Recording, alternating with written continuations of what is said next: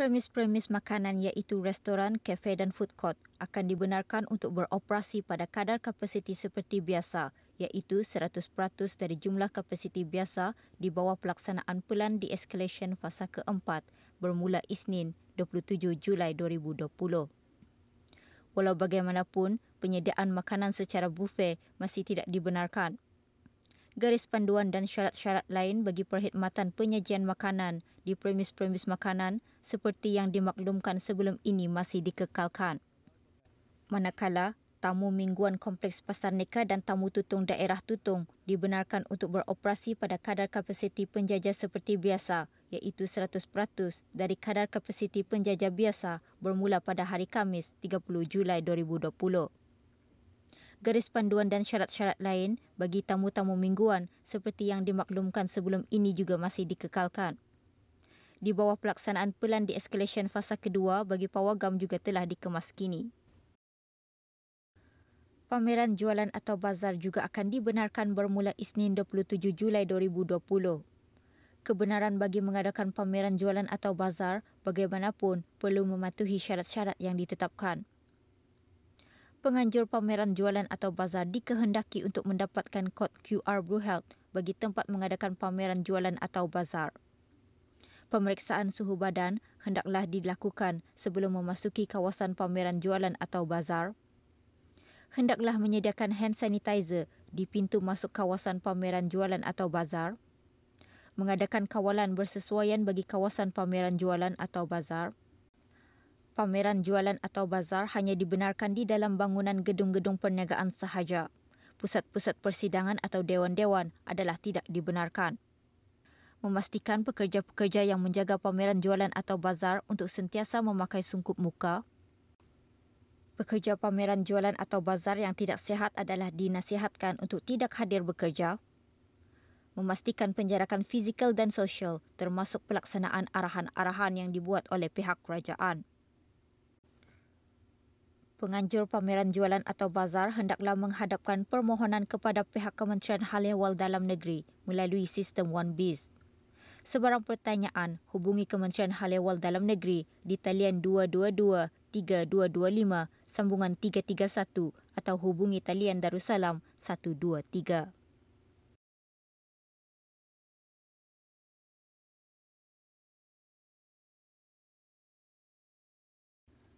Bank Islam Brunei Darussalam BIBD telah menerima penilaian A daripada S&P Global iaitu agensi peneraju penilaian antarabangsa. Dengan penilaian yang telah diterima oleh BIBD sejak tahun 2015, ia telah meletakkan BIBD setaraf dengan bank-bank terkemuka yang lain di rantau Asia Pasifik. Penilaian tersebut menurut S&P Global mencerminkan kekukuhan pasaran saham BIBD dan kepelbagaian perniagaan di negara Brunei Darussalam. Menurut Yang Berhormat Datuk Seri Setia Dr. Awang Haji Muhammad Amin Liu bin Abdullah, Menteri di Jabatan Perdana Menteri dan Menteri Kewangan dan Ekonomi kedua yang juga selaku pengerusi BIBD, penilaian tersebut menunjukkan keupayaan bank tersebut mengatasi tanda aras antarabangsa dan sebagai aspirasi BIBD untuk menjadi bank Islam yang terbaik di Asia. Pengarah urusan BIBD Mubashir Kokhar juga menyatakan penilaian ini sangat penting ketika berlakunya penularan pandemik COVID-19 di mana kebanyakan institusi kewangan terjejas dengan teruk. Penilaian tersebut juga menunjukkan sokongan padu daripada para pelanggan dan stakeholders kepada BIBD.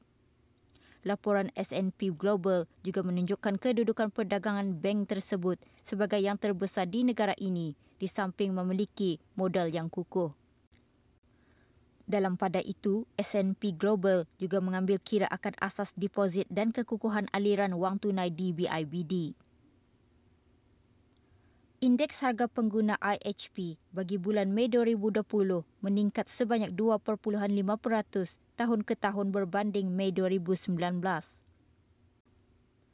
Jabatan Perancangan Ekonomi dan Statistik Kementerian Kewangan dan Ekonomi melaporkan harga makanan dan minuman ringan mencatatkan peningkatan sebanyak 3.6%, manakala harga bukan makanan mencatatkan peningkatan sebanyak 2.3%. Peningkatan IHP didorong oleh kenaikan harga dan kos pelbagai barangan dan perkhidmatan. Makanan dan minuman ringan dan pengangkutan.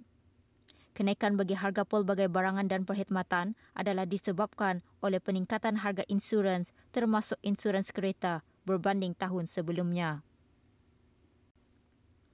Sementara itu, import yang terhad disebabkan kekurangan bekalan dan penularan jangkitan wabak COVID-19 di negara ini dan negara-negara jiran telah menyebabkan kenaikan dalam harga makanan dan minuman ringan, terutama sekali bagi harga sayur-sayuran, minuman ringan dan ikan segar yang diimport. Selain daripada itu, penularan jangkitan wabak COVID-19 juga mengakibatkan kenaikan harga pengangkutan, terutama sekali bagi harga tiket penerbangan ke destinasi-destinasi terpilih. Bagi perubahan bulan ke bulan, IHP bagi Mei 2020 menurun sebanyak 0.2% berbanding April 2020. Indeks makanan dan minuman ringan meningkat sebanyak 0.2%. Manakala, indeks bukan makanan pula menurun sebanyak 0.2%. IHP mengukur perubahan harga barangan dan perkhidmatan yang dibayar oleh pengguna dalam satu tempoh masa yang ditetapkan dan dikumpul setiap bulan. Senarai barangan dan perkhidmatan dalam IHP adalah berdasarkan maklumat perbelanjaan purata sebuah keluarga yang diperoleh melalui kajian perbelanjaan keluarga. Laporan penuh IHP bagi bulan Mei 2020 boleh didapati melalui laman sesawang www.deps.gov.bn.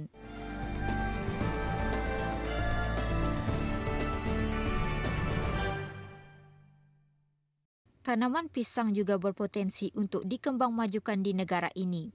Ini terbukti dengan penghasilan tanaman pisang oleh syarikat Winawiya yang setakat ini sudah menghasilkan sebanyak 2,200 kilogram dan terus menyasarkan sebanyak 8,000 kilogram pisang sehingga hujung tahun ini. Tahun 2021, syarikat dijangka menghasilkan 20,000 kilogram iaitu 20 tan penghasilan pisang. Bagi memenuhi permintaan dalam negeri serta luar negara, syarikat juga menyasarkan penghasilan pisang berangan. Penanaman pisang yang dijalankan di tapak seluas 14 hektar di kawasan kemajuan pertanian Labu Estet Temburong ini diusahakan oleh Awang Hamidun bin Haji Mahat di bawah program Projek Wintis. Syarikat ini menggunakan sistem konvensional dan menggunakan air kolam sebagai sistem pengairan. Syarikat Winawiya ini ditubuhkan pada Julai 2007, iaitu selama 13 tahun sudah. Secara konvensional, kami menggunakan sistem air daripada kolam. Masa ini yang kami usahakan iaitu ada 4 jenis pisang, iaitu yang pertama pisang utel, yang kedua pisang kapas, yang ketiga pisang madu, yang keempat pisang Sabah. Ini yang pertama seluas 4 hektar. InsyaAllah fasa kedua kami akan menyambung yang mesani yang ada di sebelah sana seluas 5 hektar untuk pisang berangan. Syarikat mula berminat untuk berkecimpung dalam bidang pertanian ini kerana melihat peluang pertanian di negara ini sentiasa diperlukan. Tambahan lagi, Kerajaan ke bawah Duli Yang Maha Mulia sentiasa mendorong rakyat, terutama golongan belia, untuk berkecimpung dalam bidang pertanian. Tanaman utama syarikat ini ialah buah pisang dan tanaman sampingan yang lain seperti serai, lada susu, daun kari, tebu, kunyit dan lengkuas. Anggaran penghasilan pisang bagi tahun ini sebanyak 8,000 kilogram dan tahun 2021 dijangka menghasilkan sebanyak 20,000 kilogram pisang. Tanaman pertama ladang telah mengeluarkan hasil pada tahun ini. Semua hasil akan dijual di Pasar Borong dan Pasar Raya. Sejauh ini dari bulan Januari ke bulan Mei 2020 kami menghasilkan pisang sebanyak 2,210 kilogram, iaitu 2 tan lebih. Tetapi kami punya jangkaan sampai daripada Januari 2020 sampai Disember 2020 kami akan menghasilkan insyaAllah 8 tan, iaitu 8,000 kilogram. Kami punya target juga untuk 2021 insyaAllah kami akan menghasilkan sebanyak 20 tan, iaitu 20,000 kg penghasilan pisang. Masa ni pasarannya kami untuk saja dulu, untuk dalam negeri, iaitu untuk supermarket-supermarket, pasar-pasar tani. InsyaAllah kalau sudah mencukupi, kami akan cuba mengeksport ke luar negeri.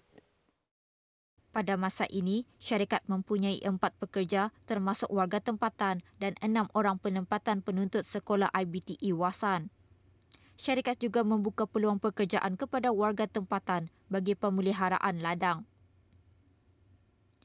Syarikat ini mendapat bantuan dari pihak kerajaan untuk mengusahakan tapak pertanian. Jabatan Pertanian dan Agri Makanan juga tidak putus-putus memberikan khidmat nasihat dan pemantauan terutama dari segi penanaman. Terima kasih kepada Kerajaan Kebawah Duli Yang Maha Mulia, khususnya Kementerian Sumber-Sumber Utama dan Pelancongan kerana telah memberikan peluang untuk mengusahakan tapak pertanian. Di samping itu, juga terima kasih kepada Jabatan Pertanian dan Agri Makanan atas pemantauan dan khidmat nasihat yang berterusan, terutamanya mengenai tanaman.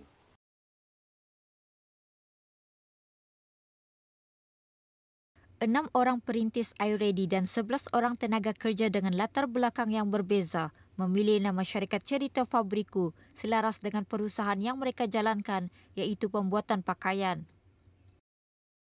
Melalui sebuah perjanjian perbekalan subkontrak dengan syarikat Famous Textiles, syarikat ini telah menghasilkan lebih 5,000 helai baju bagi syarikat Hard Rock dan Universal Studios. We are finishing our iReady masa apprentice this year. So untuk mencari kerja baru, it's actually really hard. So we have the experience how to be a production supervisor. So kami mikir kenapa kami nak buka saja company sendiri. Ini we are concentrated being a subcontract untuk syarikat Famous Textile, di mana kami membuat pakaian-pakaian specifically for Hard Rock Cafe, Disney. So usually when we jahit di sini, end up barang-barang itu akan diekspor keluar. But we also take local orders. Syarikat ini juga berjaya menghasilkan pembuatan sungkup muka sebanyak 10,000 yang telah disiapkan dalam masa 10 hari. Sungkup muka tersebut adalah bagi keperluan barisan hadapan di Kementerian Kesihatan semasa COVID-19 yang lalu. We actually reached the milestone of at least 10,000 pieces of operation in 3 months. And then we help with the scrap making for donation masa COVID-19, and also making the face shield. And at the moment, another milestone will be kami dapat membuat baju sendiri hari itu, the 4 district, and we are able to get sambutan, which is very good. And now we are making the face mask for sale.